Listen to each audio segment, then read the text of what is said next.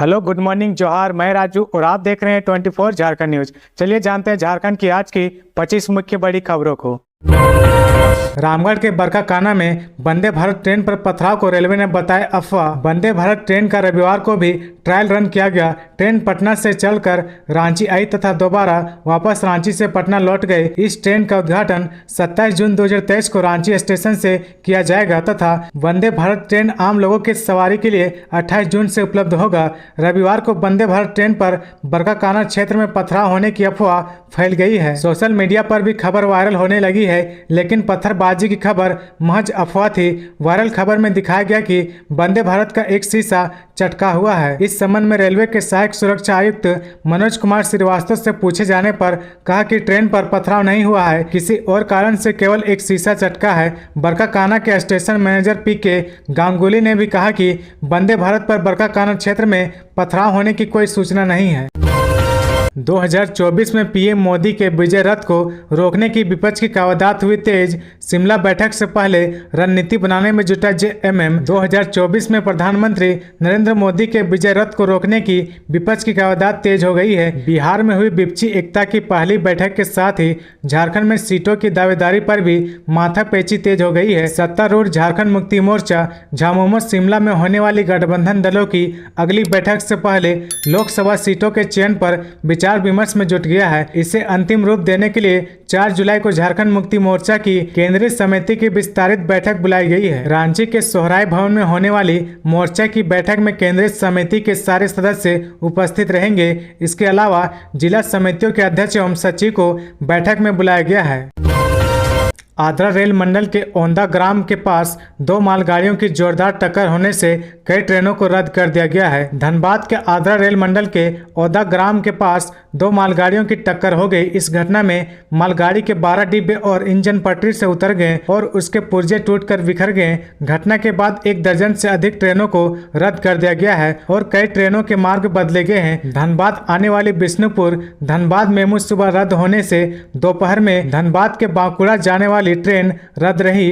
खड़गपुर से गोमो आने वाली ट्रेन रद्द होने से दोपहर में गोमो से खड़गपुर जाने वाली ट्रेन रद्द कर दी गई है। अंधाधुंध फायरिंग से थर्रा उठा झारखंड का साहिबगंज। बाइक खड़ी करने को लेकर हुए विवाद में हुई 9 राउंड फायरिंग। रविवार को साहिबगंज गोलियों के अंधाधुंध फायरिंग से थर्रा उठा। साहिबगंज के नगर थाना क्षेत्र में गुप्ता मार्केट के पास रविवार की रात करीब 8 बजे अपराधियों ने अंधाधुंध फायरिंग की इस घटना में मझर टोला के रहने वाले असगर अंसारी और कुलीपाड़ा दहिया टोला निवासी साहिब कुरैशी बुरी तरह से घायल हो गए। टॉफी टी शर्ट घोटाला मामले में झारखंड हाईकोर्ट ने राज्य सरकार को स्टेटस रिपोर्ट दायर करने का दिया निर्देश। झारखंड हाईकोर्ट ने वर्ष 2016 में राज्य स्थापना दिवस पर टॉफी टी शर्ट वितरण में गड़बड़ी के मामले में दायर जनहित याचिका पर ऑनलाइन सुनवाई की। चीफ जस्टिस संजय कुमार मिश्रा व जस्टिस आनंद सेन की खंडपीठ ने मामले की वीडियो कॉन्फ्रेंसिंग के माध्यम से सुनवाई करते हुए राज्य सरकार को स्टेटस रिपोर्ट दायर करने का निर्देश दिया। इसके साथ ही मामले की अगली सुनवाई के लिए खंडपीठ ने 11 अगस्त की तिथि निर्धारित की है। आगे बढ़ने से पहले अगर अभी तक आपने इस चैनल को सब्सक्राइब नहीं किया तो प्लीज सब्सक्राइब कर ले, जिससे आपको झारखंड की हर छोटी से बड़ी खबर की अपडेट आप तक पहुंचता रहे। स्पीड पकड़ेगी 448 किलोमीटर की हाईवे परियोजनाएं। NHAI और राज्य सरकार के बीच मीटिंग। झारखंड में भारतीय राष्ट्रीय राजमार्ग प्राधिकरण करीब 53,000 करोड़ से अधिक की परियोजनाओं पर काम कर रहा है। लगभग 13,000 करोड़ की परियोजनाओं पर निर्माण कार्य जारी है, लेकिन करीब 17,000 करोड़ की हाईवे से जुड़ी 448 किलोमीटर की 12 परियोजनाओं का काम भूमि अधिग्रहण, फॉरेस्ट क्लियरेंस, मुआवजा संबंधित अड़चनों के कारण शुरू नहीं हो पा रहा है। मुख्य सचिव सुखदेव सिंह और NHAI चेयरमैन संतोष कुमार यादव की झारखंड मंत्रालय में शुक्रवार को हुई बैठक के दौरान इन सड़कों के निर्माण में तेजी लाने के उद्देश्य से समस्याओं के जल्द समाधान पर चर्चा हुई। इसके लिए संबंधित विभाग व अधिकारियों के बीच बैठकें की जाएंगी। फॉरेस्ट क्लियरेंस की प्रक्रिया में वन विभाग के अधिकारियों की मदद ली जाएगी। भूमि अधिग्रहण में भू राजस्व विभाग के पदाधिकारियों और उपायुक्त को आपस में बेहतर समन्वय के साथ काम करने का निर्देश दिया गया है। मानव तस्करी के शिकार सारंडा की एक बेटी, दिल्ली से बरामद, एक तस्कर गिरफ्तार, दूसरा फरार। पश्चिमी सिंहभूम जिला अंतर्गत सारंडा क्षेत्र के दुइया गांव से मानव तस्करी के शिकार एक युवती दिल्ली के पश्चिम बिहार क्षेत्र से बरामद हुई है। 2 साल पहले सारंडा की यह बेटी मानव तस्करी की शिकार हुई थी। छोटा नागरा थाना प्रभारी उमा शंकर वर्मा दिल्ली के पश्चिम बिहार थाना पुलिस के सहयोग से पश्चिम बिहार निवासी वैभव गुप्ता के घर से इस युवती को बरामद किया है। शनिवार की शाम उसे चाईबासा स्थित CWUC में पेश किया गया, जहां से जरूरी औपचारिकता को पूरा करने के बाद उसे परिजनों को सौंप दिया गया। रेलवे में नौकरी दिलाने के नाम पर एक महिला से लाखों रुपए की ठगी, सरकारी टीचर पर लगा आरोप। रेलवे में नौकरी दिलाने के नाम पर गिरिडीह की एक महिला से 8 लाख रुपए ठगी करने का मामला प्रकाश में आया है। ठगी करने का आरोप एक सरकारी शिक्षक पर लगा है। अब महिला जब अपने रुपए वापस मांग रही है तो पिछले 2 साल से आरोपी शिक्षक द्वारा टाल मटोल किया जा रहा है।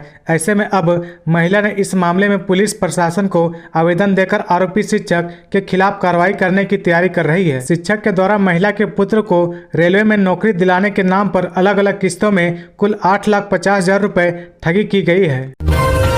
आयुष्मान योजना से बढ़ी सरकारी अस्पतालों की आय, मरीजों को मिल रही बेहतर सुविधाएं। स्वास्थ्य सुविधाओं के अभाव के कारण जिन सरकारी अस्पतालों में लोग जाने से कतराते थे, वहां आज मरीजों की भीड़ लगी रहती है। साथ ही उन्हें इलाज की बेहतर सुविधाएं मिल रही है। ऐसा आयुष्मान भारत योजना की वजह से संभव हुआ है। आयुष्मान भारत योजना का लाभ न केवल मरीजों को मिल रहा, बल्कि इससे जिले के सरकारी अस्पतालों की आय भी बढ़ी है। आय बढ़ने से मरीजों को बेहतर सुविधाएं मिल रही है। राजधानी के डोरांडा डिस्पेंसरी, अनगढ़ा व रातू जैसे छोटे सामुदायिक स्वास्थ्य केंद्रों में भी उपचार की सुविधाएं बढ़ी है। वहीं जिला अस्पताल सदर में ब्लड कैंसर से लेकर गैस्ट्रोएंट्रोलॉजी तक के महंगे इलाज का लाभ मरीजों को मिल रहा है। मरीजों को बेहतर सुविधा देने व आयुष्मान के तहत ज्यादा मरीजों का इलाज करने के मामले में सदर अस्पताल रांची को 2019 में देश में दूसरा स्थान मिला था।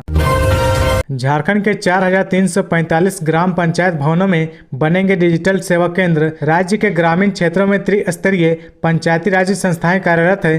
ग्राम पंचायत के कार्यों के लिए हर पंचायत में पंचायत भवन क्रियाशील है। पंचायत के कार्यों एवं अभिलेख को डिजिटल करने तथा आम जनता को पारदर्शी सूचना उपलब्ध कराने की उचित सुविधा ग्रामीण क्षेत्रों में फिलहाल उपलब्ध नहीं है। इतना ही नहीं, राज्य के नागरिकों को सरकार द्वारा दी जाने वाली विभिन्न सेवाओं का लाभ एवं विविध प्रमाण पत्रों के आवेदन एवं इसे जारी करने के लिए भी पंचायत भवन में आधारभूत संरचना एवं प्रशिक्षित मानव बल उपलब्ध नहीं है। पंचायत क्षेत्रों में सूचना प्रवाह में अंतिम इकाई केंद्र निर्धारित नहीं रहने के कारण नागरिकों को उचित जीवन स्तर उपलब्ध कराने के लक्ष्य में तकनीकी पिछड़ापन एक बाधा है। इसे ध्यान में रखते हुए राज्य के 4,345 ग्राम पंचायत भवनों में चरणबद्ध रूप से डिजिटल पंचायत योजना के तहत डिजिटल पंचायत केंद्र की स्थापना करने का निर्णय लिया गया है।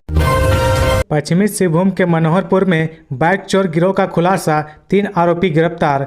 पश्चिमी सिंहभूम जिला अंतर्गत मनोहरपुर थाना की पुलिस ने बाइक चोर गिरोह का खुलासा किया है। पुलिस ने जमशेदपुर समेत विभिन्न जगहों से बाइक चोरी के मामले में 3 युवकों को गिरफ्तार कर जेल भेज दिया है। पुलिस ने इनकी निशानदेही पर जमशेदपुर के उलीडीह तथा अन्य जगहों से चोरी की गई 3 बाइक भी बरामद किया है। तीनों बाइक को जब्त कर मनोहरपुर थाना में रखा गया है।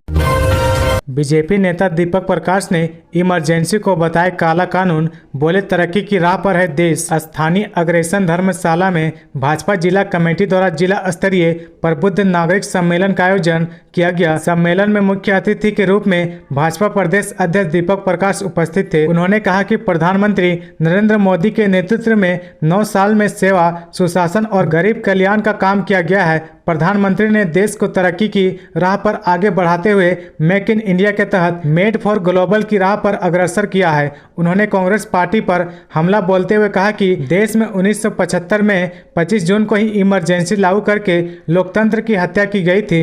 संविधान की धाराओं के साथ मनमाने ढंग से छेड़छाड़ किया गया था। अभिव्यक्ति की आजादी पर पूरी तरह से पाबंदी लगा दी गई थी। देश में प्रेस मीडिया पर भी पाबंदी लगा दी गई थी। इमरजेंसी के दौरान 1,27,000 लोगों को नजरबंद कर दिया गया था।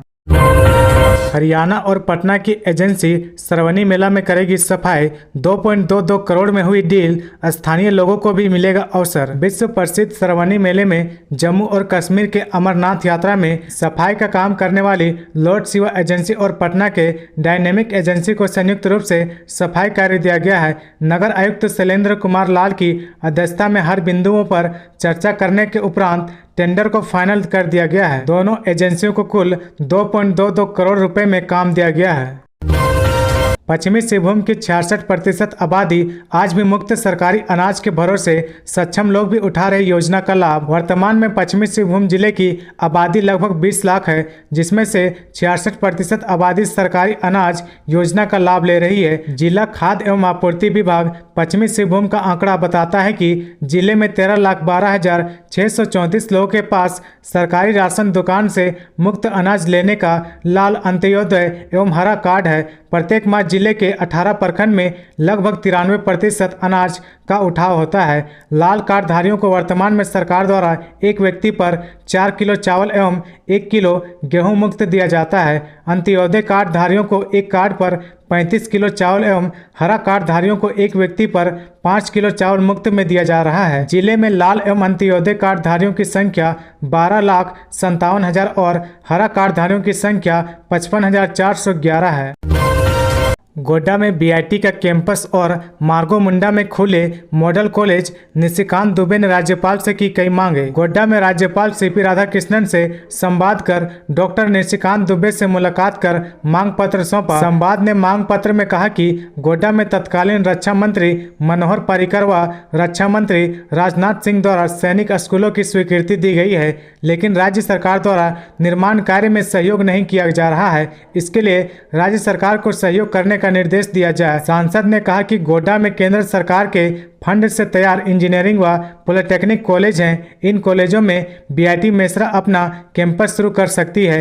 राज्य सरकार को इन दोनों कॉलेजों में बीआईटी मेसरा का कैंपस शुरू कराने का निर्देश दिया जाए। तो ये थी आज की झारखंड की टॉप बड़ी खबरें। इसी तरह झारखंड की हर छोटी सी बड़ी खबर देखने के लिए आप हमारे चैनल 24 झारखंड न्यूज को सब्सक्राइब करके बेल आइकन प्रेस कर ले, जिससे आपको झारखंड की हर छोटी सी बड़ी खबर की अपडेट आप तक पहुंचता रहे। तो आज के लिए बस इतना ही। हमें दीजिए इजाजत, फिर मिलते हैं नेक्स्ट न्यूज में।